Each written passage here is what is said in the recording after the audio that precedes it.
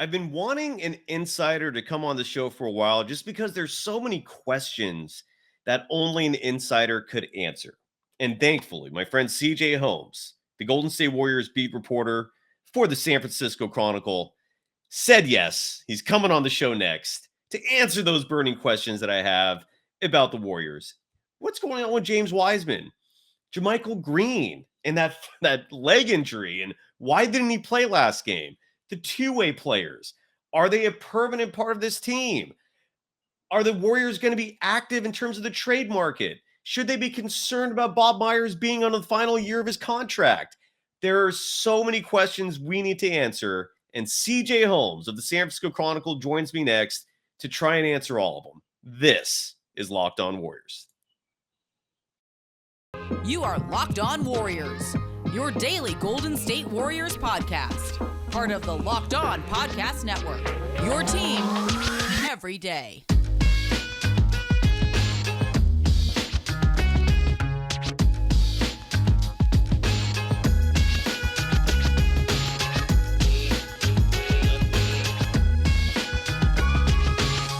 Thank you for making Locked On Warriors your first listen every day. We're free and available wherever you get podcasts. Today's episode is brought to you by FanDuel, the official sportsbook of Locked On. Make every moment more. Visit FanDuel.com/LockedOn today to get started. You can follow CJ Holmes on Twitter at CJHolmes22. He is the beat reporter covering the Golden State Warriors for the San Francisco Chronicle. CJ, it's such a pleasure to have you on the show again, man. Your 1-year anniversary is coming up. Happy early congrats on that. And my first question to you, I've been wanting an insider on the show for a while now, and you're the perfect person. Thank you again. The Warriors right now are 10th in the standings. I guess technically they're tied for 9th because of win percentage. They're actually 10th, tied with the Oklahoma City Thunder. This late in the season, in your opinion, do the Warriors represent what the record shows? Is this a team that's just in a malaise, maybe from boredom? What are your thoughts? What's your analysis of this Warriors team at this point of the season? They're a team that struggles to win on the road. They're a team that struggles to close out games. They're a team that's now lost 4 straight at Chase Center, and they're a team that can't stay healthy of guys coming in and out of the lineup. Put all those factors together, and it's no wonder they're 23-24 this season, far off the marks we projected for them, by this point in the year. They got a lot of issues to fix. They got a lot, and until they address those things, this string together consistent wins, that's just going to continue. Yeah, I'm with you, man. Let me ask you this, because again, you travel with the team. You're literally the definition of an insider. Is there any update or news on James Wiseman? Because he suffered a sprained ankle, I feel like almost a month ago. I don't know when that actually was. We've gotten no updates. I don't see him on the injury report all the time. Any news on James Wiseman? And if you don't know specifically, why the mystery, I guess, in your opinion? Yeah, it's been quiet on the Wiseman front. Started with a strange turned ankle during a routine practice, and he's now missed a handful of games because of it. Right. Wiseman's ascension from the G League back to the big club had a lot to do with, just being able to have more front court size in light of all these injuries and absences. But if I had to guess, I think at this point the Warriors are just taking it slow with him to avoid any further setbacks. And like I said, they're more healthy now than they've been in a long time. So Wiseman isn't exactly needed at this point. He wasn't really factoring into the rotation earlier in the season when guys were healthy. Now the guys are healthy again. He's kind of back in that weird limbo spot. Yeah, and it is a weird spot that he's in. JaMychal Green. This is a player who had, I guess, a 2-part question regarding JaMychal Green. One, did you ever find out what the details were with that right leg infection? That's a weird injury. How did he get infected? What was the infection? And why did he not play the last game? I thought he was fantastic in Cleveland. Or why do you think he didn't play last game? That was a big mystery to me too. He looked very good against Cleveland. Looked rested. He looked bouncy.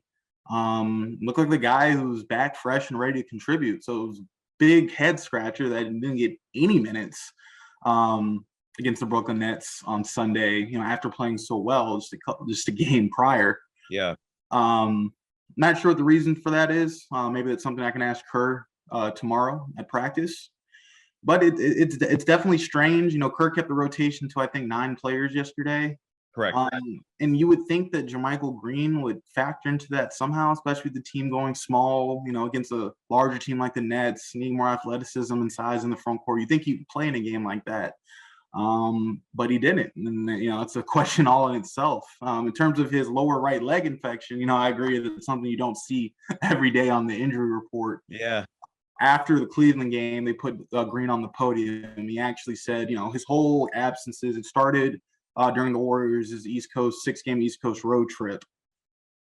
He came down with coronavirus while the team was in New York. So he actually had to stay in New York and then the entire week while he was quarantining before he was able to come back to the Bay. Once he gets back to the Bay, he never specified how the infection started, but he did give us reporters some advice. He said, don't pop a bump, don't pop a zit. It was specifically a staph infection, right? Gotcha. So, based on that, maybe he had, some type of welt or, fluid-like bubble on his leg, popped it, and, infected the rest of the leg. But it was serious enough that he actually had to go spend the night in the hospital. Wow. One, glad to hear he's feeling better. And, 2, that's just wild. Like I said, it's not something you see every day on the injury report. And when you're dealing with something like that, it's understandable that you'll miss the time that he did.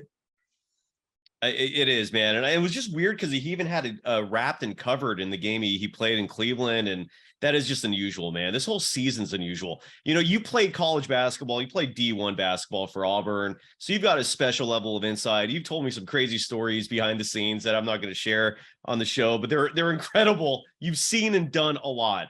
And I know this question doesn't have to do with drama per se, but the Moses Moody situation, man, like in your, have you ever seen anything like that in terms of a player, I guess, just being confused in terms of his role? Like, we have no idea if Kerr likes him or not. What's your impression of this whole Moses Moody situation? And what do you think the team should do? It's another tough one. Sorry, man.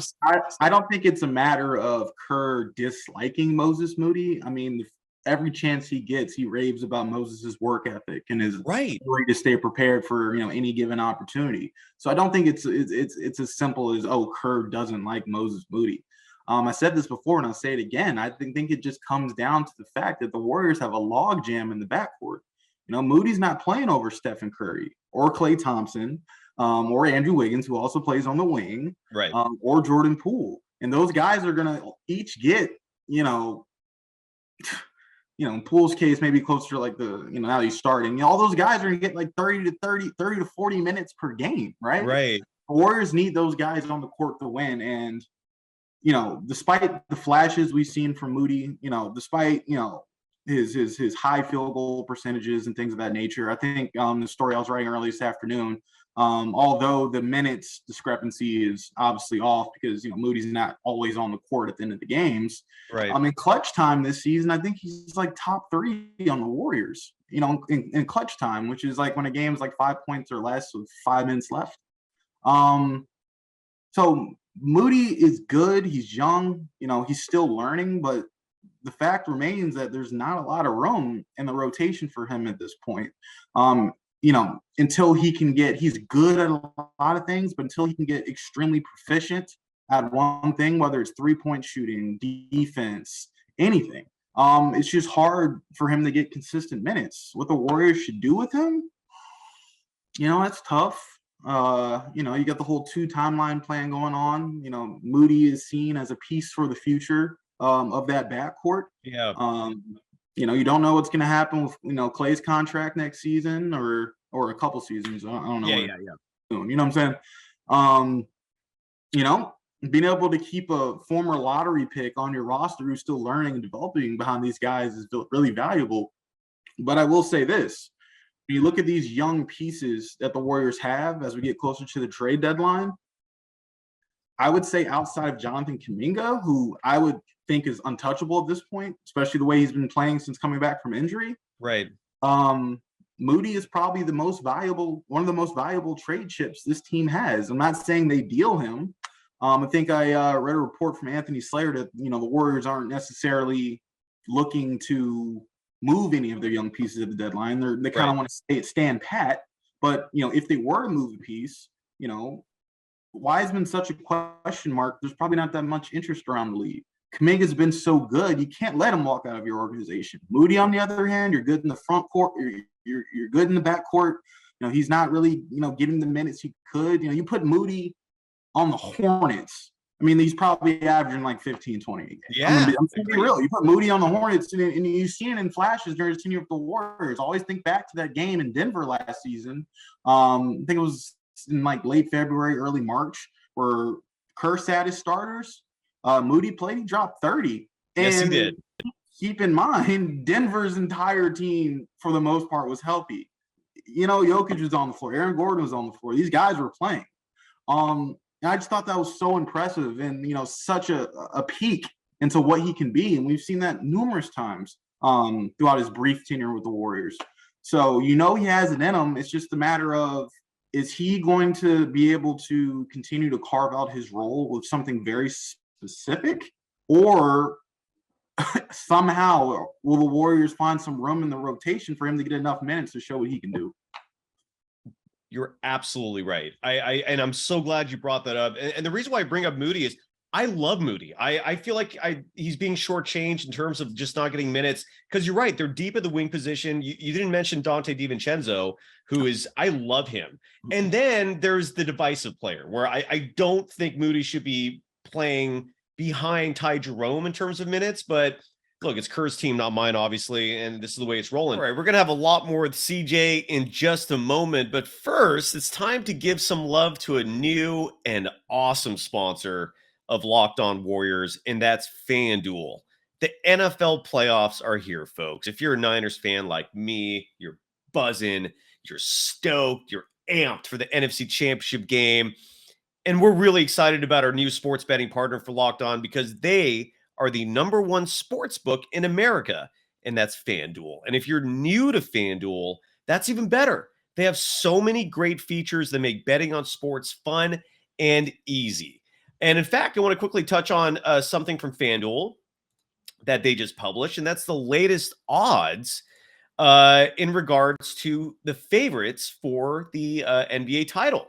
So the updated NBA title odds right now, courtesy of the FanDuel Sportsbook, the Celtics are the favorites to win the championship at +390. The Milwaukee Bucks second at +550. A slight surprise, the Brooklyn Nets, a little higher than what I would give them personally. They're +800, tied with the Nuggets at third. And right there at 5, despite the fact they're a game under 500, the Golden State Warriors are +850. So the Warriors are still in the mix, courtesy of FanDuel. And if you want to bet there, it's super fun. New customers, if you join today to get started, you get $150 in free bets guaranteed when you place your first $5 bet. All you have to do is sign up at FanDuel.com/locked on. FanDuel has all your favorite bets, from the money line to point spreads to player props. You can even combine your bets for a chance at a bigger payout with a same game parlay. Everything that's on the app, it's safe, secure, and super easy to use. So football fans, don't miss out. Place your first $5 bet to get $150 in free bets, win or lose, at FanDuel.com/locked on. Make every moment more with FanDuel, official sportsbook partner of the NFL.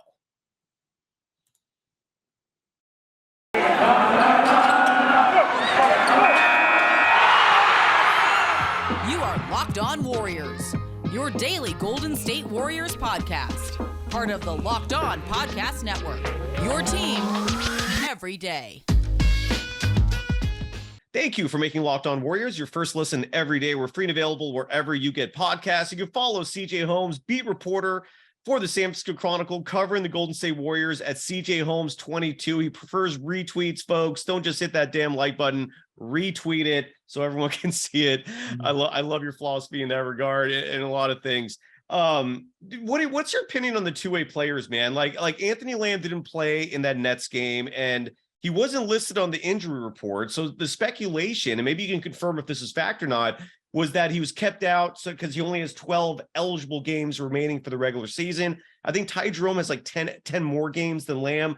But in your opinion, because I highly doubt anyone knows the answer to this, but you're there day after day, you're literally an insider. What do you think this team's going to do? Are these two-way players going to stay two-way players and not be eligible in the postseason? Do you think one or both will get guaranteed deals? And any thoughts you have on these two-way guys? I know it's sorry for so many tough questions, but these are the ones burning in me, and I think a lot of people are curious to know. And dude, you do an amazing job with the Chronicle, so thanks for putting up with it. And what do you think about the two-way guys? Well, let me start with this. And I wrote this a couple weeks ago, but Ty Jerome and Anthony Lamb have been so good for the Warriors that it's hard to envision how their rotation will function without them. They've been that good. When it two-way guys, the Warriors hit a home specifically. He was on the injury report early in the afternoon, entering the game. He was cleared last minute, but ended up not sitting out. In my mind, that just comes down to, if you're not 100%, why waste a game? Talking about that, two-way limit that both Lamb and Jerome are quickly approaching. Man, it's tough right now because the Warriors have one roster spot left. You got the luxury tax crunch, so signing any of those guys to a minimum, even a minimum, if you convert them, is going to multiply considerably against the luxury tax. And it's tough, right? It's tough, but point earlier, they've both been so good, and as they get closer to their two-way limits, if the Warriors do decide not to convert one or both, depending on any other subsequent moves that are made, because obviously, if you want to convert one or the other moves will have to be made. Whether it's you drop a guy on a salary dump or something to make room. But it's a tough spot to be in because they've been so good. And those are guys that I think you're going to want in your postseason rotation. But back to my point about Moody, right? At some point, both of those guys are going to have to sit. That is the opportunity for Moody, what is he, 6'6", 6'7", to, try to slide into the rotation and make himself feel felt. Yeah, I'm really baffled as to why. I hear you hyping the two-way guys up, and I've been kind of become synonymous as like a bit of a hater on them. I don't hate them. I just don't like the fact that Lamb's getting minutes over Wiseman, Lamb's getting minutes over JaMychal Green, Ty Jerome's getting minutes over Moses Moody. And if the team wasn't a game below 500 at the 47 game mark, I'd be all for it. But they're not doing great. And really the main difference between last year and this year, besides JaMychal Green and Dante DiVincenzo, are these two-way guys getting heavy minutes. And so I have a lot of pause in terms of like praising them and saying they're like these clutch additions just because they're not winning. I mean, they're a game below 500, but yourself and a lot of other people are singing a different tune, and maybe I'm wrong. I don't know. We'll see what happens, man. But that is a huge mystery, right? Like, do you think that's hanging over the team? Like the fact that these two players that have kind of like really, I mean, it seems like their teammates love them. So if the teammates love them, I don't envision them going anywhere. But is it hanging over the team that like this huge decision is lurking, and these two pieces that have become pretty integral just might be gone at some point soon? Like, is that an issue in your mind, a distraction for the team? I mean, absolutely. It completely alters the makeup of the roster and rotation. It's definitely something the Warriors have been thinking about, and Kerr has spoke about it more in recent weeks as we get closer to that deadline. So it's definitely on their minds. How they handle it. How they handle it will that's gonna be a big factor in how the rest of the season plays out for them. Dude, makes your job easy. That's some great content to cover right there. What is your impression of Bob Myers being on an expiring deal? I know like front office stuff might be, outside of the realm of your coverage. Maybe it's within it. I don't know. But everyone I've spoken to says that's weird. That is not the norm. He could, in theory, just walk after this season. Is that something to make a big deal out of? Do you think that's not a big deal? What are your thoughts on Myers being on the last year of his deal? Personally, I don't think it's a big idea. Bob Myers is Bob Myers. He's brought 4 championships to this organization due to directly influenced by the decisions he's made. Yeah. I think right now Bob Myers has a lot of other things to worry about than a contract extension that's essentially a given. Um, so I think Bob's worrying about the season at hand, which is pretty unselfish thing to do. Yeah. And necessary, at this point, considering where the team's at. And when it's time for an extension, when it's time to sign that extension, I have no doubt that, Joe Lacob and Bob will get something done. Oh my God, I love your optimism, man. Considering Bob wants to stay. Right. You do. You're coming in here with such great news, man. I love it. Thanks for the positive energy. I want to give you huge props again. Your 1 year anniversary is coming up. That is a huge milestone for any organization, dude. And to be the beat reporter of the Warriors, covering the Warriors for the San Francisco Chronicle, that's huge. Congrats. And you have an analysis piece coming up. I don't know when it's going to be published, but if you do know that information, let the people know, please. And what's your story about? I know it has to do with the late game struggles of the team, but please break it down in terms of what you're working on. Well, as last night's loss to Brooklyn showed, the Warriors have a problem closing out games, as they did Thursday night in Boston. And although it's been, more scrutinized over the last 3 games, it's something that's been an issue all season long. So I just kind of dove into the numbers on, NBA.com, looked at the stats and tried to come to the conclusion of why that's the case. In short, some of it is shot selection, other it's turnovers. Some of it is, excessive fouling, which has also been an issue all year long. So that story will run sometime this evening, probably in the next 30 minutes or so. If it's not up already. All right. My editors get done with it, and please give it a read.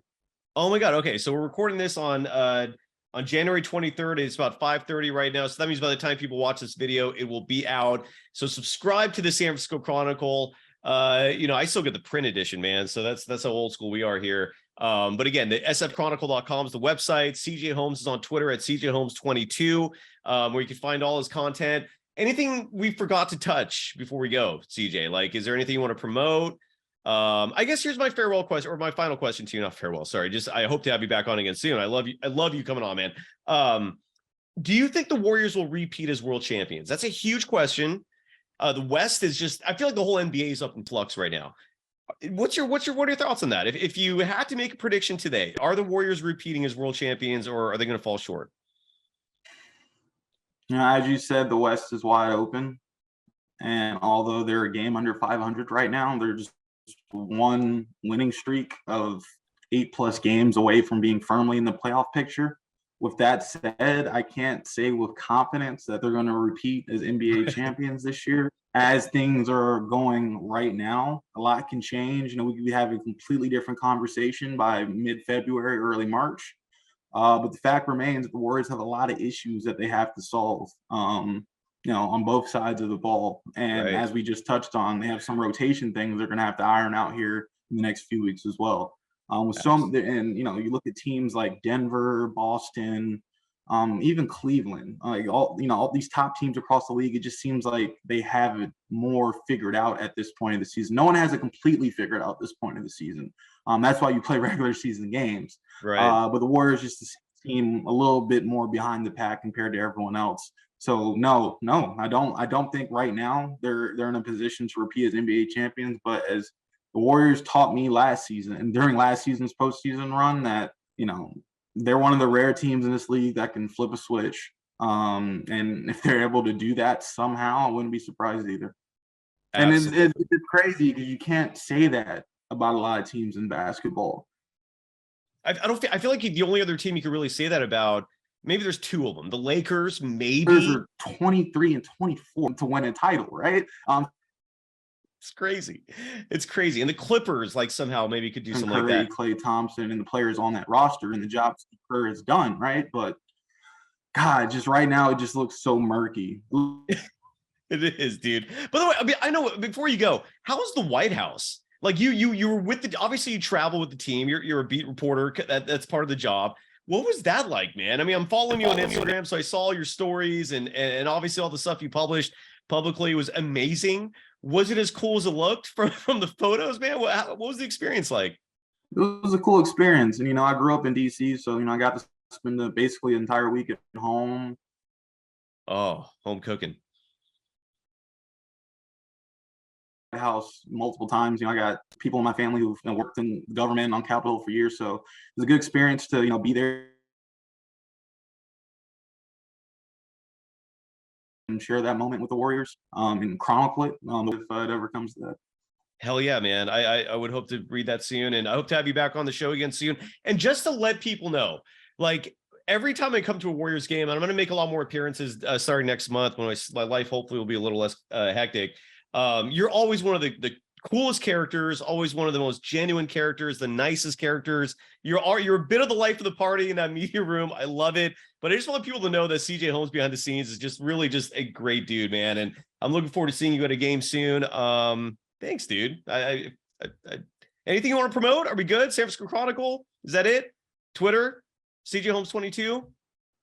That covers it all, right? I think. Yeah, that covers it all. Thanks for having me, man. All right, brother. Thank you so much, man. Take care. Thanks, everyone.